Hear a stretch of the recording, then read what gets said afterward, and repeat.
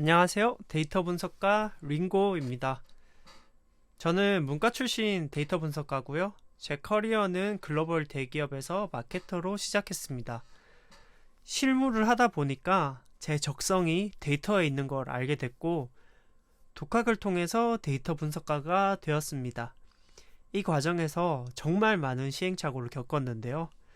정말 많이 배우기도 했지만 이 시행착오를 조금만 줄일 수 있었다면 얼마나 빨리 목표에 달성할 수 있었을까라는 아쉬움 또한 굉장히 컸었어요. 저는 그래서 제가 데이터 백그라운드나 프로그램 백그라운드가 없는 분들에게 데이터 분석가가 되는 가장 빠른 길을 제시할 수 있는 사람이라고 생각을 했고, 그래서 이 강의를 준비하게 됐습니다. 밑에는 제 사진도 첨부했는데요. 여러분과 뭔가 비대면으로 밖에 만날 수 없다는 아쉬움을 달래기 위해서 제 나름의 사진을 첨부를 해봤고, 여기 위에 가시면 제 SNS나 이메일도 첨부를 했으니까요. 언제든 궁금한 점이 있으면 편하게 연락 주세요.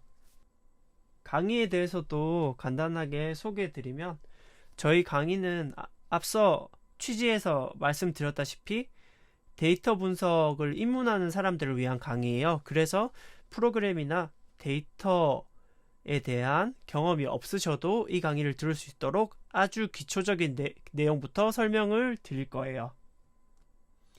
이 강의는 강의 노트와 연습 문제가 제공되기 때문에 직접 연습 문제를 풀어보고 강의 노트를 보고서 타이핑을 해보면서 내가 얼마나 이 개념에 대해서 이해를 하고 있는지 스스로 검증해 볼 수 있도록 구성되어 있어요. 또 실무에서 경험하는 데이터 분석 사례들을 최대한 많이 담기 위해 노력했는데요.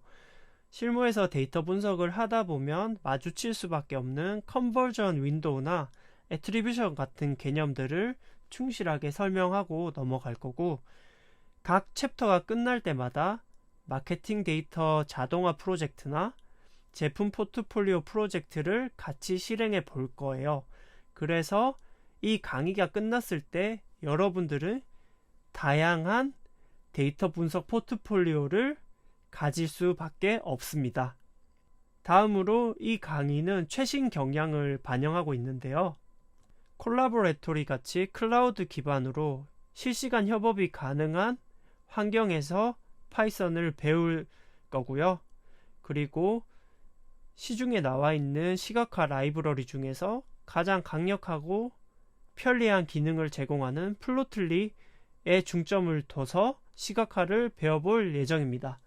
뿐만 아니라 하루가 다르게 변하는 IT 환경에서 새로운 내용이 업데이트 되는 경우에 강의와 강의 자료들도 지속적으로 업데이트가 된 내용이 반영될 거예요. 또한 이 강의는 프로그래밍 강의가 아니라 데이터 분석 강의예요. 그래서 파이썬은 데이터 분석을 하기 위해서 사용되는 수단일 뿐이지 목적이 아니기 때문에 데이터 분석에 필요한 프로그래밍 내용만 쏙쏙 뽑아서 배울 예정입니다. 이 강의가 커버하는 내용은 전처리 시각화 인사이트 도출에 집중할 거예요. 전처리 같은 경우에는 데이터를 붙이고 자르고 집계해서 데이터 분석에 적절한 형태로 데이터를 만드는 것을 말하고요. 데이터 시각화라는 것은 전처리된 데이터를 그래픽이나 패턴 등으로 표현해서 인사이트를 도출하기 편리한 형태로 재가공하는 것입니다. 인사이트 도출은 여러가지 시각화나 분석들을 통합해서 정보나 지식을 도출하고 의사결정까지 도출하는 것을 말하는데요. 이 강의는 데이터 분석에서 가장 중요한 전처리, 시각화, 인사이트 도출에 집중을 할 거고요. 아쉽게도 데이터 추출과 데이터 모델링은 다루지 못해요.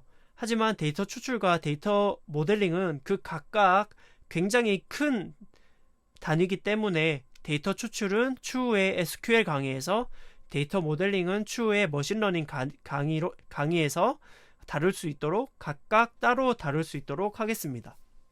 다음으로 강의 목차에 대해서 설명을 드리면, 첫 번째로 이제 파이썬 기초문법, 전처리, 시각화, EDA와 지표 정의, 이렇게 크게 네 부분으로 나눌 수 있어요. 파이썬 기초문법에서는 반복문, 조건문, 변수, 연산, 함수 같은 프로그래밍의 가장 기초적인 내용들을 학습할 건데요. 여기서는 정말 간단한 키워드와 컨셉 위주로만 다루고 넘어갈 거예요. 추후에 데이터 전처리 시각화 그리고 여러가지 실무 프로젝트를 진행하면서 이런 프로그래밍 기초 문법에 대한 내용이 나올 때마다 더 딥다이브 해서 공부할 수 있도록 할 거고요. 여러분들이 스스로 공부를 할 때도 파이썬 기초 문법에 대한 키워드들을 알고 있기 때문에 내가 모르는 부분들을 검색하거나 검색해서 더 알아갈 수 있는 밑거름을, 기초 체력을 만들어 드릴 예정입니다. 다음으로 데이터 전처리는 판다스를 활용해서 데이터를 어떻게 자르고 필터링하고 조인하고 그리고 내가 원하는 형태의 데이터로 만들 수 있는지 배워볼 거고, 파이썬의 개념에 대해서 다 이해를 했다면 마케팅 데이터 전처리 자동화 프로젝트를 통해서 실무에서 데이터 전처리가 어떻게 적용이 되는지 한번 경험해 보도록 하겠습니다. 다음으로 데이터 시각화인데요. 데이터 시각화는 시중에 매플로립과 시본에 대한 강의 굉장히 많아요. 그렇지만 매플로립과 시본이 시각화에 굉장히 기본이 되는 라이브러리긴 하지만 최근에 플로틀리라는 라이브러리가 가장 시각화를 쉽고 그리고 또 파워풀하게 구현해주는 라이브러리이기 때문에 저희는 플로틀리에 가장 중점을 두고 시각화를 배워보도록 할 거예요. 그리고 시각화 개념의 학습이 끝나면 제품 포트폴리오 분석을 통해서 저희가 배운 시각화 내용들을 적용해 보도록 하겠습니다. 마지막으로 EDA와 지표 정의는 앞서서 배운 전처리와 시각화를 통해서 우리가 어떻게 지표를 정의하고 데이터에서 정보를 도출하느냐에 대한 챕터가 될 거예요. 그러니까 앞에서 배운 부분들을 종합적으로 활용하는 챕터라고 보시면 돼요. 거기서 우리가 만나게 될 것들은 컨버전 윈도우라든지 애트리뷰션, 그리고 전체를 종합적으로 모든 걸 다뤄보는 마케팅 캠페인에 대한 효율성 분석 프로젝트들이 있을 것 같아요. 그러면 강의 소개는 여기까지 하고 다음 시간부터는 이제 파이썬을 배워보도록 하겠습니다. 감사합니다. 안녕하세요. 이번 시간에는 구글 드라이브 연결해서 데이터 세트를 불러오는 방법과 이제 기본적인 데이터 세트 형태인 태블러 데이터 그리고 데이터 타입에 대해서 배워보도록 하겠습니다. 먼저 구글 드라이브 연결을 해볼 텐데요. 구글 드라이브 연결을 위해서 어떻게 해야 되는지 노션 페이지에 정리가 되어 있습니다. 페이지를 한번 열어볼게요. 이렇게 이미지로 다 설명이 되어 있으니까 요걸 보고 따라 하셔도 되고, 저희 강의에서도 한번 같이 해보도록 할게요. 구글 드라이브를 설치하기 위해서 먼저 이 아이콘을 클릭해 주세요. 그리고 여기 있죠? 요 구글 드라이브 마운트 드라이브 클릭해 줍니다. 그러면 여기 마운트 드라이브를 하기 위한 코드가 자동으로 생성되는데 그 코드를 실행할게요. Connect to Google Drive 클릭해 줍니다. 본인의 계정 선택해 주시고 권한 허용해 주세요. 그리고 쿼리가 다 돌고 나면 이렇게 정상적으로 코드가 돌고 나면 조금 기다려 주세요. 조금 기다리시면 여기 마이 드라이브라는 폴더가 나타날 겁니다. 여기 드라이브라는 폴더가 생성됐죠. 들어보면 저희 강의 노트와 강의 노트 앞서서 만들었던 강의 노트 4본과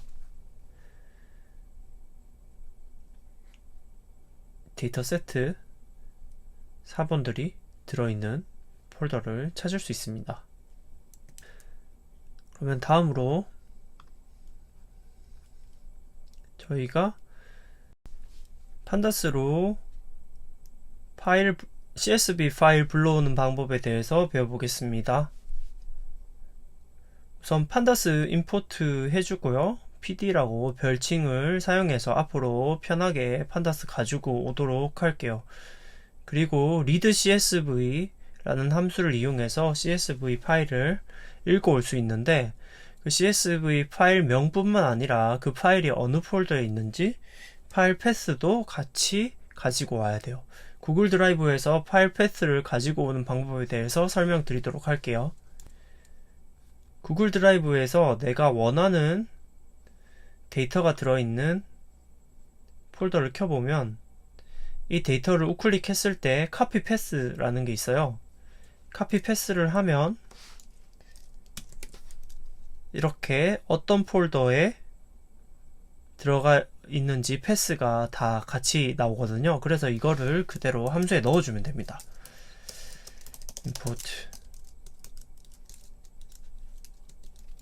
pandas as pd df라는 변수에 할당해 볼게요.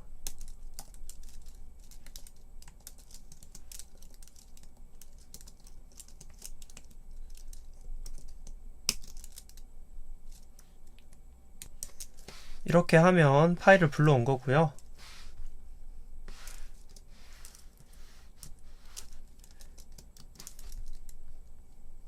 데이터셋을 한번 열어볼게요.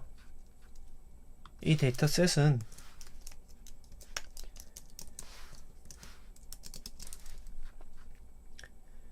데이터 프레임으로 들어왔는데요. 이제 판다스에서 데이터셋을 불러오면 자동으로 데이터 프레임 형태로 들어갑니다. 데이터 프레임 형태의 데이터셋을 써야 되는 이유는 데이터 전처리를 위한 기능 등이 정말 좋은 기능들이 있기 때문이에요. CSV 파일이 뭔지 궁금하실 텐데, 보통 실무에서 거의 99% 파일들은, 분석할 때 사용하는 90% 파일들은 CSV 파일이라고 보시면 됩니다. 여기 한번 파일을 한번 열어볼게요. 이 각각의 데이터 밸류들이 콤마로 구분되어 있는 걸 알 수 있어요. 그래서 이 콤마로 데이터를 구분해 줬다라고 해서 콤마 separated value 줄여서 CSV 파일입니다. 그리고 저희가 만나게 될 CSV 파일을 포함해서 저희가 자주 만나게 될 태블러 형태의 데이터에 대한 설명을 하도록 하겠습니다. 태블러 데이터란 컬럼, 로우, 인덱스, 밸류로 구성된 직사각형 형태의 데이터 테이블을 말하고, 보통 관계형 데이터베이스나 CSV 파일 같이 거의 대부분의 데이터는, 분석을 위한 데이터는 더더욱이 이런 태블러 형태의 데이터로 되어 있다는 것을 아시게 되실 겁니다. 여기서 여기 노란색으로 칠한 부분은 이 가로로 한 줄이 로우인데요. 로우는 테이블에서 이제 특정한 레코드를 이야기해요. 이 아이리스 데이터 같은 경우에는 수선화에 대한 데이터인데요. 하나의 수선화를 관찰할 때마다 로우가 한 줄씩 쌓인다고 보시면 돼요. 그리고 컬럼 같은 경우에는 이렇게 세로로 보는 게 컬럼인데요. 컬럼 같은 경우에는 뭐 꽃받침의 길이, 넓이, 뭐 줄기의 길이, 넓이, 혹은 뭐 수선화의 종류와 같이 이 하나에 관찰되는 수선화가 가지는 속성들을 구분해 주는 것을 컬럼이라고 합니다. 그리고 각각 그 컬럼과 로우에 교차되는 지점에 각각 개별 데이터들을 밸류라고 부릅니다. 그리고 그 로우를 특정하기 위해서 사용하는 로우에 대한 식별자를 인덱스라고 합니다. 만약에 내가 데이터 분석을 하기 위해서 수선화에 대한 레코드가 너무 부족해서 더 많은 수선화를 관찰해야 된다라고 하면 저희는 더 많은 로우가 필요하단 말이겠죠. 반면에 수선화를 분석해야 되는데 이 수선화 꽃받침의 넓이와 길이만으로는 내가 보고자 하는 데이터가 충분하지 않아서 뭔가 이게 관찰한 사람의 이름이라든지 아니면 관찰한 계절, 관찰한 날짜 아니면 뭐 관찰한 지역 같은 추가적인 속성 값이 더 필요하다라고 하면 컬럼이 추가되어야 되는 걸로 이해를 하시면 됩니다. 다음으로 넘어가겠습니다. 그럼 이제 이게 어떤 데이터 프레임인지 한번 알아보도록 할게요. 저희가 아까 정의했던 df에서 쉐이프를 치면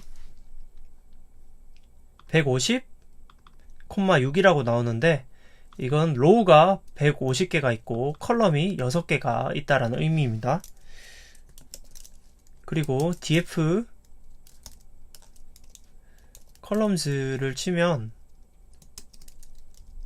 이 데이터 프레임이 가지고 있는 컬럼들이 나오는데 id, 스팔 랭드, 와이드스 해서 6개의 컬럼이 가지고 있죠.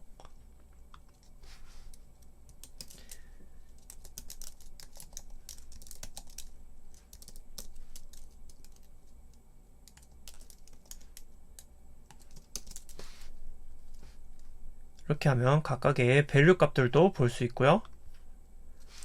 또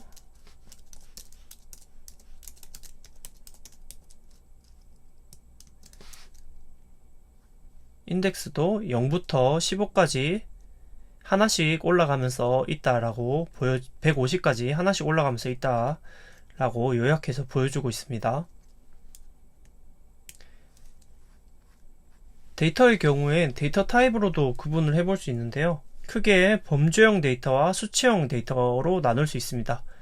범주형 데이터는 뭐 성별이나 혈액형, 학년같이 범주로 나누어질 수 있는 데이터, 그리고 뉴메릭 데이터는 수치로 표현되고 계산이 가능한 데이터입니다.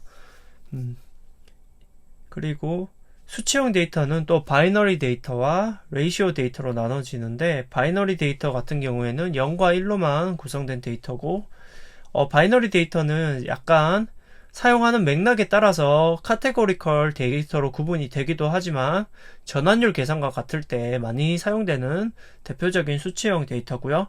레이시오 데이터 같은 경우에는 값들 사이의 비율의 비교가 가능한 형태의 데이터입니다.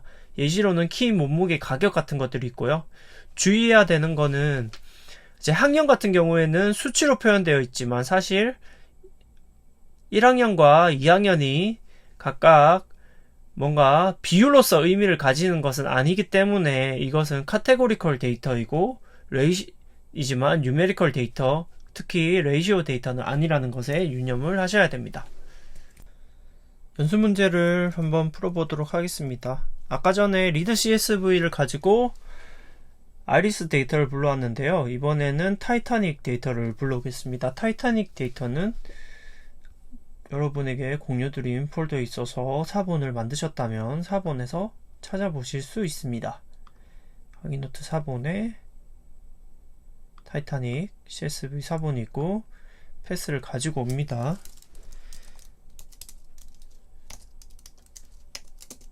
판다스를 임포트하고 read CSV 패스를 넣어줄게요. 여기 별칭을 지정을 해줘야 되죠.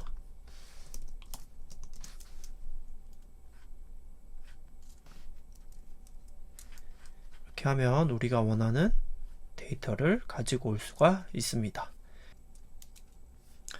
데이터 프레임에 대해서 조금 더 알아보도록 하겠습니다. 데이터 프레임에 대해서 알아보기에 앞서서 딕셔너리 타입에 대해서 배워보겠습니다. 딕셔너리는 중괄호로 감싸주고 이제 키와 밸류를 콜론으로 구분을 해주는 건데요. 지금 딕셔너리를 배우는 이유는 딕셔너리 밸류에 리스트가 들어갈 수 있어요. 딕셔너리 밸류에 리스트가 들어가면 이 딕셔너리를 데이터 프레임으로 만들어 줄 수 있기 때문인데요. 한번 밸류에 리스트가 들어가는 케이스를 만들어 보겠습니다. dict1이라는 변수를 만들어 줘 볼게요. 그리고 중괄호를 열고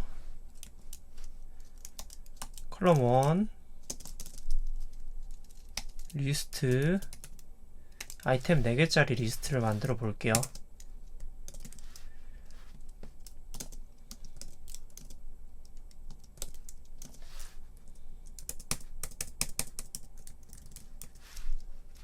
컬럼 2는 10, 20, 30, 40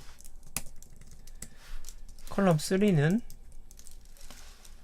100, 200, 300, 400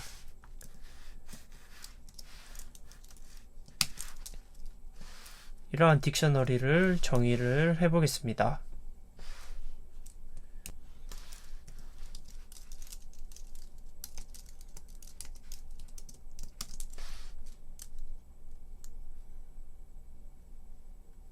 딕셔너리가 밸류 값에 리스트가 들어가는 게 문제가 없는 걸 보실 수 있죠.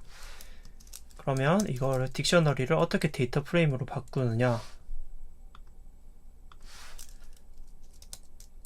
pd 우선 판다스를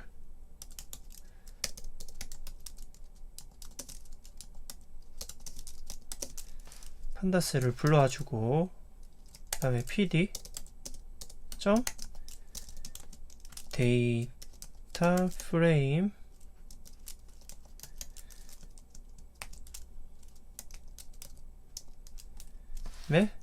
이렇게 넣어줄게요. 이렇게 하면 이것을 변수 df에 할당을 해보고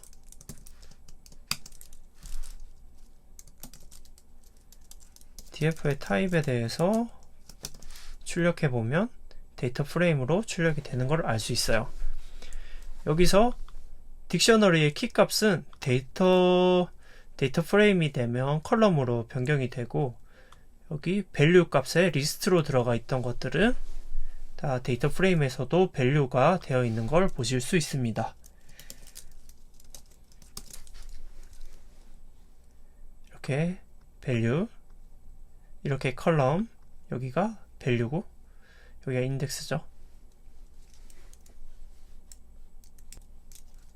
다음으로 데이터 프레임을 조사하는 방법 한번 알아볼 텐데요. 데이터 프레임이 가지고 있는 헤드나 테일, 인포, 디스크라이브 같은 것들을 통해서 이 데이터 프레임에 대한 요약된 정보를 볼 수 있습니다. 그래서 처음에 데이터셋을 받았을 때 이 데이터가 어떤 데이터인지 알기 위해서 이런 기능을 잘 사용해 주면 좋아요. 우선은 저희가 아까 전에 이제 구글 드라이브에 있는 파일을 가지고 오는 법을 배웠는데, 이제 그냥 시본이란 라이브러리에 저장되어 있던 데이터를 가지고 오는 법을 배워볼게요. 우선 시본이란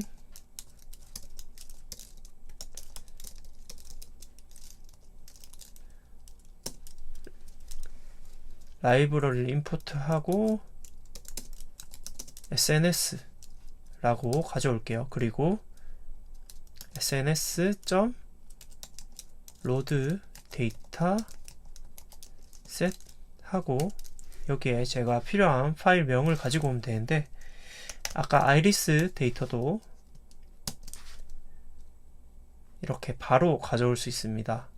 그리고 내가 어떤 데이터가 필요한지 알아보기 위해서는 여기 링크에 들어가서 여기 있는 데이터들을 열어보면 돼요. 그러면 데이터들을 볼 수 있고, 만약에 이 데이터가 마음에 든다고 하면 여기 앞에 파일명만 가지고 이렇게 넣어주시면 바로 그 해당 데이터를 편리하게 가져올 수 있습니다. 저는 아이리스 데이터를 사용할 거고, 요거를 또 데이트 아이리스라는 데이터 프레임에 할당해 줄게요. 앞으로 계속 사용할 수도 있으니까.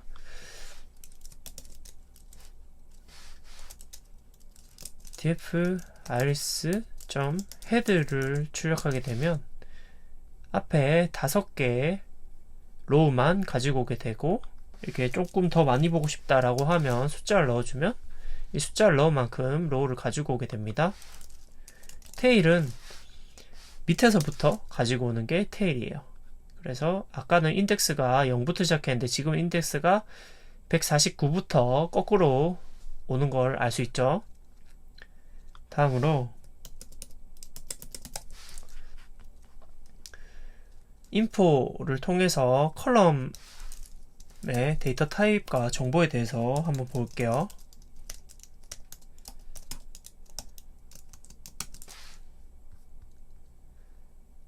가지고 있는 컬럼들이 어떤 컬럼이 있는지 보여주고,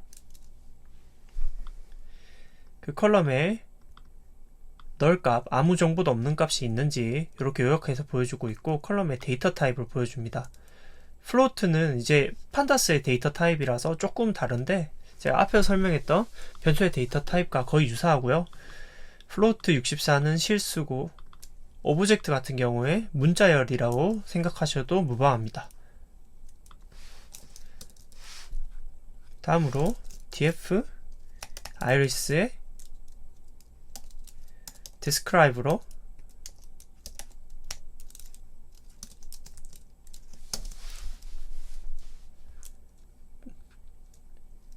이런 뉴메릭 데이터에 대한 통계치를 볼 수가 있는데요.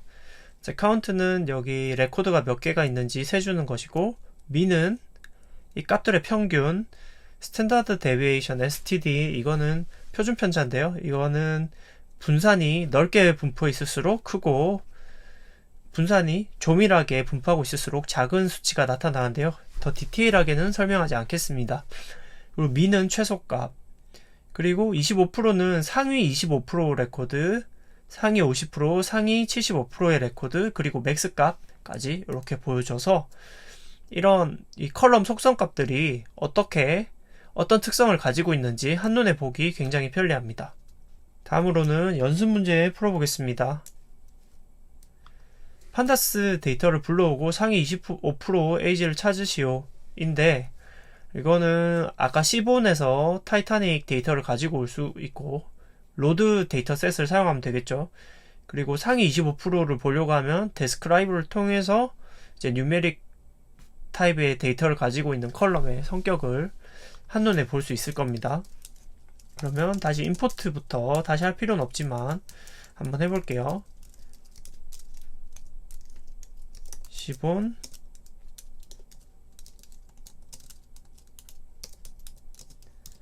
SNS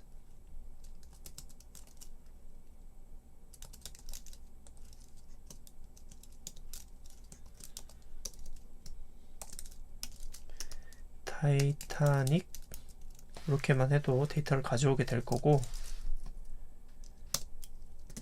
이 데이터에 describe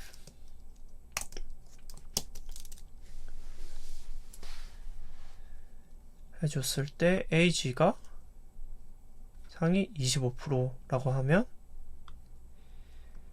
20.1250 이라는 걸 알 수 있습니다. 안녕하세요. 이번 시간에는 데이터 프레임 컬럼에 대해서 알아보겠습니다. 우선 컬럼을 선택하는 방법에 대해서 한번 알아볼게요. 일단 시본을 이용해서 데이터 프레임부터 가지고 올게요.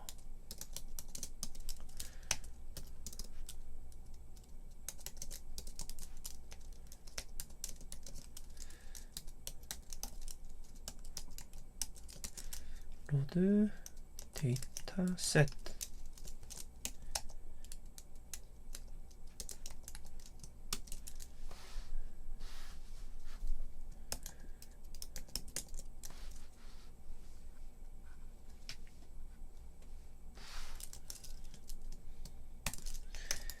df iris 데이터를 이렇게 가지고 왔습니다. 헤드로 좀 너무 기니까 5개만 가지고 와 볼게요. 5개만. 여기서 제가 특정 컬럼을 선택하려고 할 때 div 점 이렇게 점 뒤에 바로 컬럼 이름을 선택해서 여기 이 컬럼을 가지고 왔죠?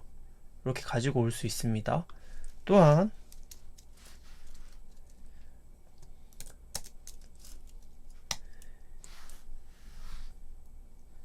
이렇게 대괄호 안에 스트링 형태로 컬럼을 가지고 올 수도 있죠. 근데 앞에서 이렇게 점 찍어서 가지고 오는 경우는 만약에 여기 컬럼 사이에 띄어쓰기가 있다거나 이런 경우에는 쓸 수가 없어요. 그래서 대괄호로 가지고 오는 방법이 더 안정적인 방법입니다. 그런데 만약에 제가 컬럼을 2개 이상 가지고 오고 싶다라고 할 때는 여기 대괄호 안에다가 리스트를 넣어줘야 돼요. 그러면 리스트를 만들려면 대괄호가 하나 더 필요하겠죠? 그리고 스피시즈도 한번 가져와 볼게요. 이렇게 하면 컬럼을 2개 가지고 올 수가 있습니다.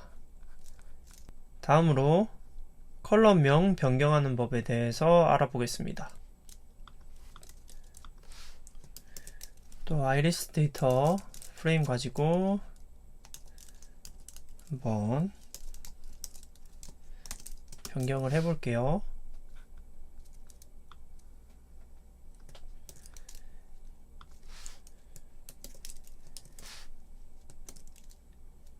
이거 그대로 가지고 오고 데이터 프레임만 변경을 해주면 되겠죠. 그리고 컬럼명 데이터 프레임에 얘는 A로 바꾸고 이 같은 경우에 B로 바꿔주겠습니다. 그리고 인플레이스를 하면 실제로 데이터 프레임이 변경이 됩니다. 변경이 됐고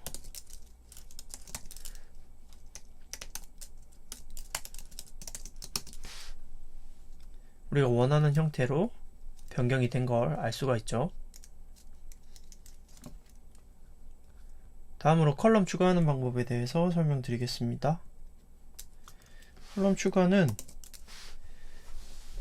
이제 데이터 프레임 뒤에 지금 데이터 프레임이 가지고 있지 않은 컬럼명을 입력해주면 이게 새로운 컬럼을 만들겠다는 거고, 그 컬럼에 대한 값을 입력을 는으로 할당을 해주면 되는데요. 이걸 df에 a 더하기 b라는 컬럼을 만들어 보겠습니다. a 플러스 b 라는 컬럼을 만들고, 이것은 실제로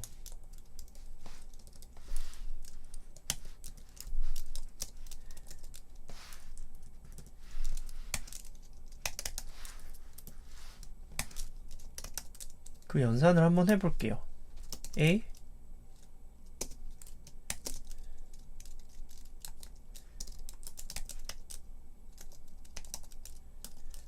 B 첫 번째 5.1과 3.5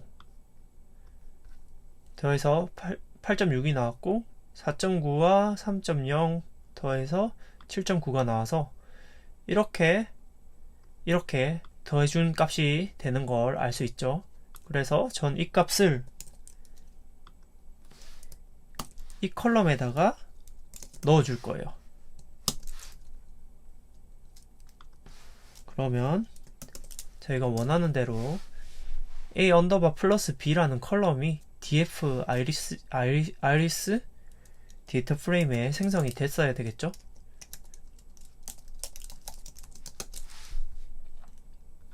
네, 여기 저희가 원하는 형태로 생성이 된 걸 알 수 있습니다.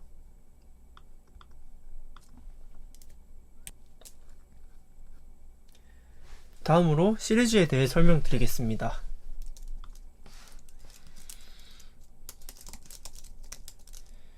df iris에서 하나의 컬럼을 선택하면 이것의 타입은 데이터 프레임이 아니라 시리즈라는 걸 알 수 있습니다.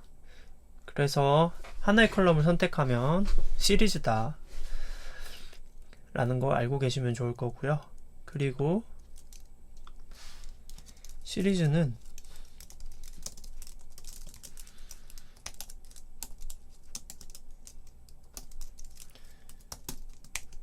이렇게 시리즈의 min, max, sum 그리고 평균값 같은 집계를 해볼 수 있어요. sum, min 이런 것들이 다 가능하죠. 그리고 중복값들을 볼 수 있는데요.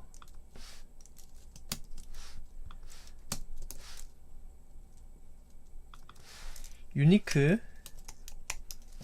입력을 하면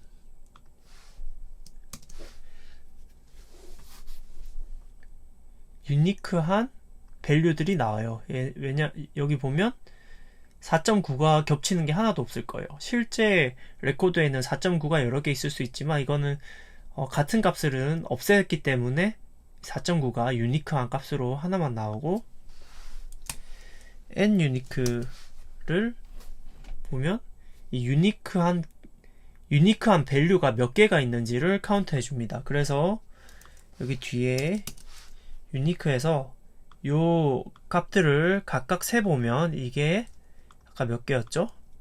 그 n 유니크 값이 될 거예요. 그리고 밸류 카운트도 설명드리겠습니다.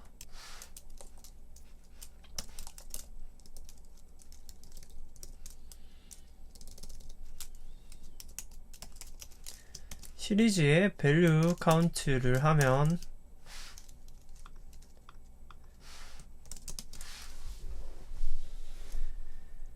이렇게 유니크한 값들이 각각 몇 개의 레코드를 가지고 있는지 그 레코드의 순서대로 나래비해서 보여줍니다.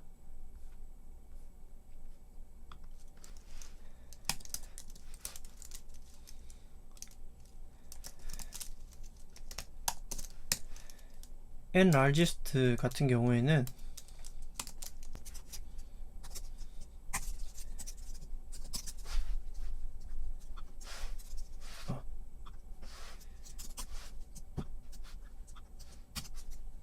이 시리즈의 값 기준으로 가장 큰 값 기준으로 이렇게 나래비 세운 거고요.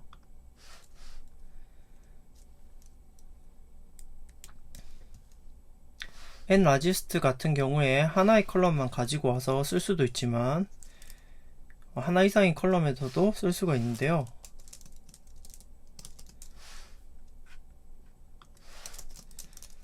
df iris n largest 가지고 오고 상위 10개의 데이터를 보고 싶은데요. 이 기준은 하나의 컬럼이 아니라 A와 B 두 개의 컬럼 기준으로 삼고 싶을 때 이렇게 가지고 올 수도 있습니다. 보시면 먼저 A가 큰 것부터 이렇게 쭉 나래비를 한 다음에 이제 A가 같은 값이면 B 기준으로 나래비를 한 걸로 보이죠. 밸류 카운트도 아까 했는데 다시 한번 해볼게요. df iris value count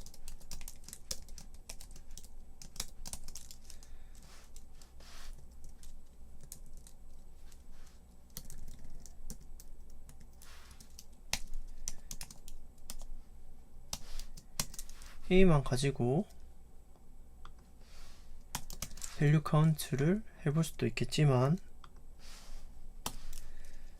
너무 많네요. 이걸 좀 줄이고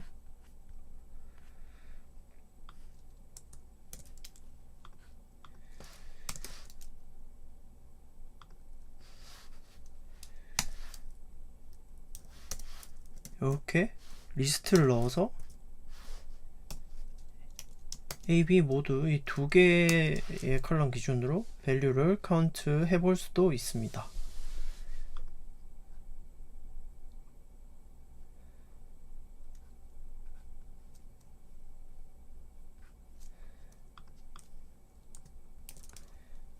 이 밸류 카운트에 대해서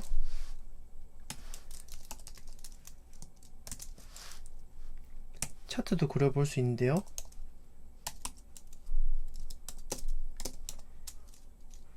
이렇게 하면 바차트도 그려볼 수 있습니다. 이제 저희가 배운 것들을 활용해서 문제를 한번 풀어보겠습니다. 먼저 아이리스 데이터를 다시 한번 가져와 볼게요. 시본 as SNS df 그냥 df라고 가져올게요.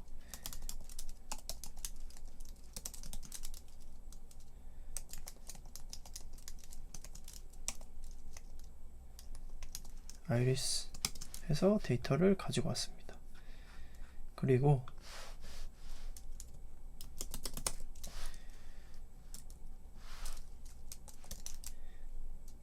이 데이터를 가지고 스피시스 컬럼이 어떤 값을 가지고 있는지 한번 볼게요. species and unique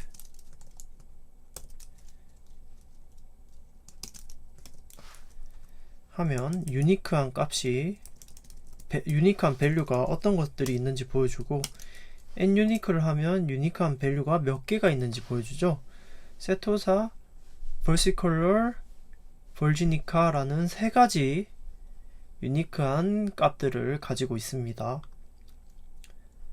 그러면 첫 번째 문제는 해결했고 밸류 카운트를 통해서 스피시즈의 수를 보여주는 바그래프를 그리시오. df species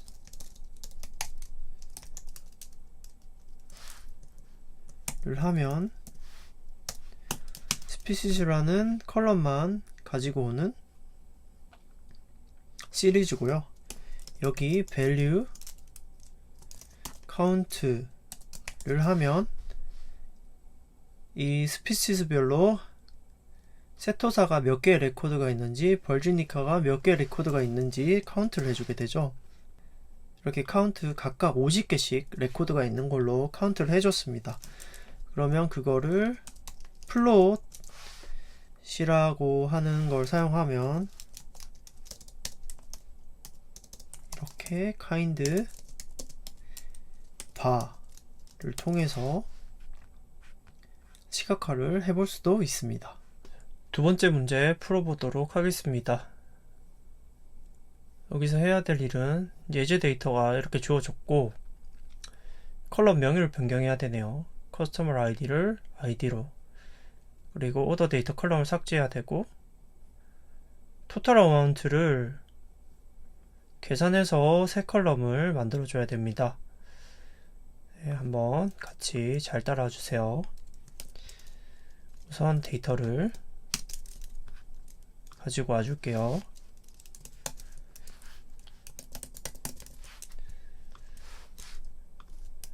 df 데이터가 잘 생성됐나? 한번 확인해 보겠습니다. 데이터 네 딕셔너리 형태로 받아서 와서 데이터 프레임으로 변경해 줘서 데이터 프레임 형태로 예쁘게 잘 선택이 됐죠. 자, 컬럼 변경은 우리가 위에서 이제 컬럼 변경을 위한 코드 스니핏을 가지고 있으니까 이걸 가지고 와서 한번 만들어 볼게요. 컬럼명을 변경을 할 건데 딕셔너리 형태로 컬럼이라는 4개 변수에 넣어주면 되는데 value 바꾸고자 하는 컬럼 네임 키값 바꾸고자 하는 컬럼 네임 콜론하고 value 값이 이제 바꾸려고 하는 컬럼 네임이죠. 우리는 컬럼을 하나만 바꾸면 되니까 뒤에 쓸모없는 값들은 지워주고 커스터머 아이디로 바꿔주세요 라고 명령을 하고 인플레이스는 true라고 해서 실제로 값을 바꾸도록 하겠습니다. 인플레이스 true로 하지 않으면 바뀐 값이 보여지지만 실제로 데이터 프레임에서 값이 변경되진 않아요. 인플레이스 true 하고 diff 우리가 원하는 대로 바뀌었나 확인해 볼게요. 잘 바뀐 걸 확인할 수 있죠. 자, 두 번째로 이제 older 데이터 이거를 없애달라 했는데 컬럼 삭제는 어떻게 했는지 코드 스니펫 가지고 와서 한번 삭제해 보도록 하겠습니다. exercise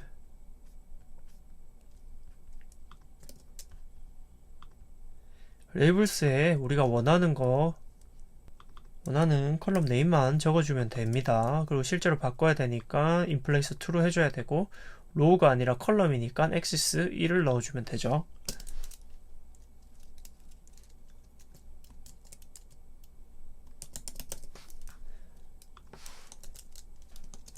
확인을 해주면 네, 컬럼이 삭제된 걸 알 수 있습니다.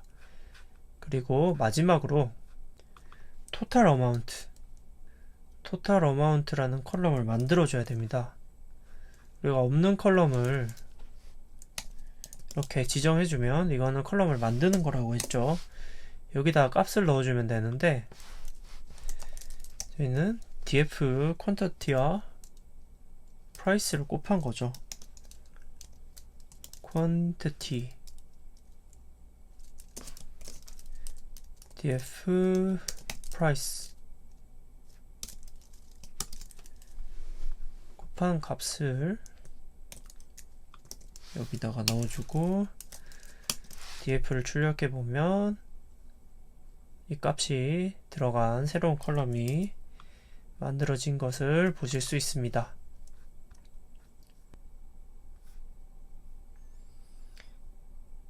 인덱스와 소팅 알아보도록 하겠습니다. 자, 여기 보시면 인덱스는 행을 구별하는데 사용되는 고유한 식별자다 라고 되어 있습니다. 이제 로우를 우리가 가지고 올 때 인덱스를 통해서 쉽게 로우를 가지고 올 수가 있어서 그걸 표현하는 게 인덱스를 이렇게 정의하는 것 같아요. 자, 텍시스란 데이터셋을 한번 가지고 와 볼게요. import 이것도 C본에서 지금 데이터셋 가져오죠. 계속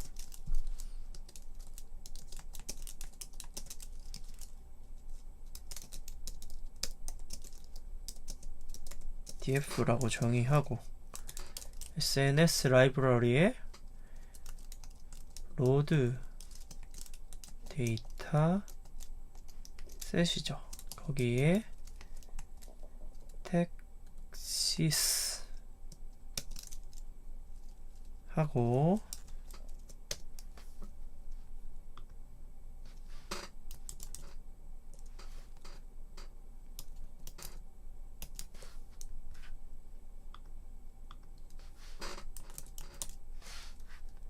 뭐가 잘못됐죠? C본 말고 C브론을 가져오면 안되죠. 네, C본을 제대로 가지고 오니까 코드가 들어왔네요. 그럼 df 한번 출력해 보겠습니다. 다양한 데이터들이 있고 여기 맨 왼쪽에 이 컬럼 네임이 안 적혀 있는 부분 있죠? 이쪽이 바로 인덱스입니다. 이거는 정수로 된 기본 인덱스인데요. 우리는 인덱스를 여기 특정 컬럼 값으로 지정해 줄 수도 있거든요. 그런 것들을 한번 해보도록 하겠습니다. 너무 기니까 헤드 하나만 가지고 올게요. 컬럼은 또 쓸 일이 있을 테니까. 훨씬 깔끔해졌네요. 자, DF에서 그냥 컬러를 한번 인덱스로 지정해 볼게요. set 인덱스 color, 이 컬럼을 인덱스로 지정하겠다. 그럼 여기 보시면 여기 컬럼보다 하나 낮은데 이렇게 컬러가 지정이 된 거 보실 수 있죠. 그리고 이걸 실제로 바꿔주려고 하면 in place는 true가 돼야 되겠죠.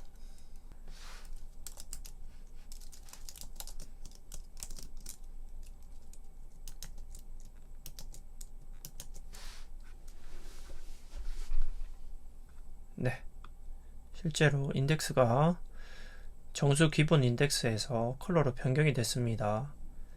이 df를 다시 변경을 하고 싶다, 정수 ds로 변경을 하고 싶다라고 하면 이걸 써주시면 돼요.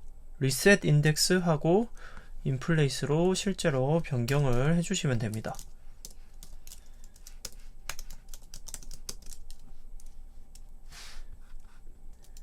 이 부분에 인덱스가 생성이 된 것을 보실 수 있습니다.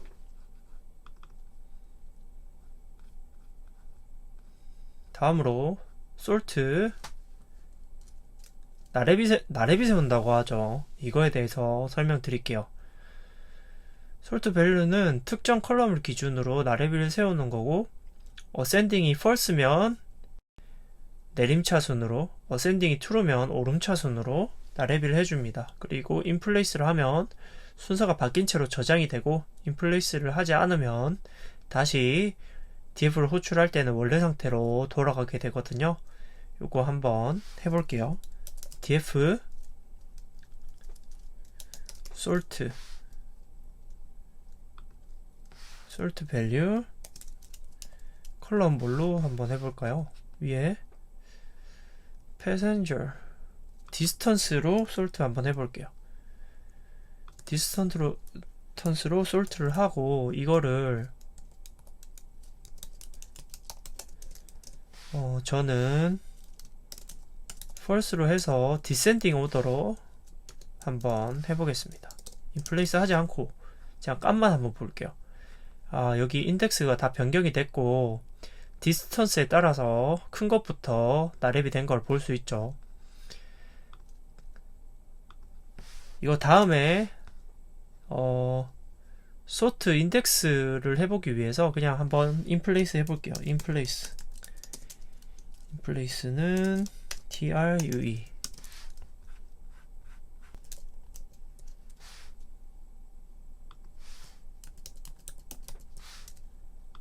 df 헤드 10개. 그래도 순서를 봐야 되니까 출력해보면 인덱스는 막 섞여 있고 여기 디스턴스에 따라서 이렇게 나랩이 된 걸 볼 수 있습니다. 여기 디스턴스 한번 봐주세요. 디스턴스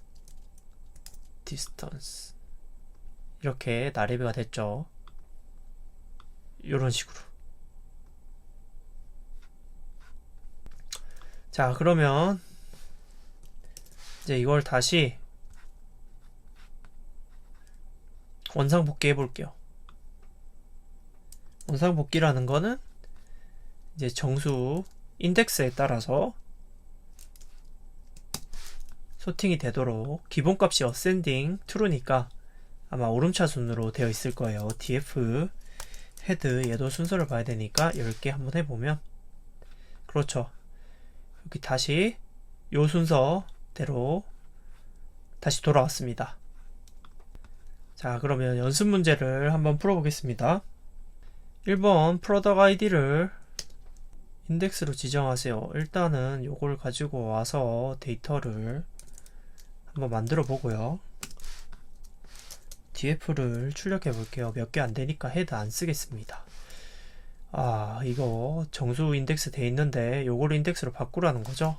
이거는 df set index, 뭐 저도 코드를 다 외우는 건 아닌데 얘는 좀 간단해 가지고 그냥 칠 수 있을 것 같아요. 자, 안 치고 할 수 있나 한번 봅시다. set index, 지금 벌써 막혔네요. 이게 뭘 넣어야 되더라? set index에 컬럼 네임을 바로 넣어주면 되는군요.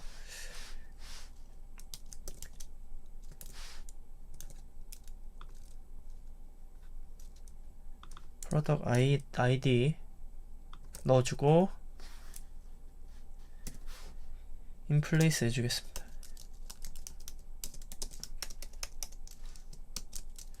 df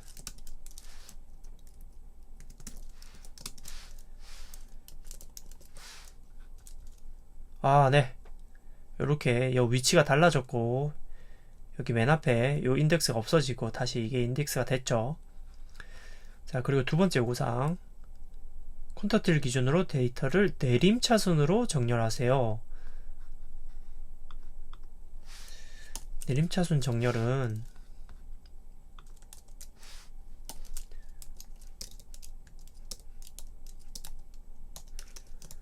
sort values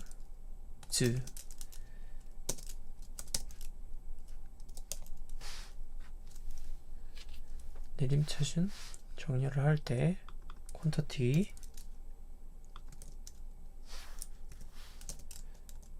ascending은 내림차순이니까 false죠. in place true입니다. df 출력해 볼게요. 내림차순으로 잘 정리가 됐습니다. 그리고 마지막 요구사항은 기본 인덱스로 재설정, 리셋 인덱스죠.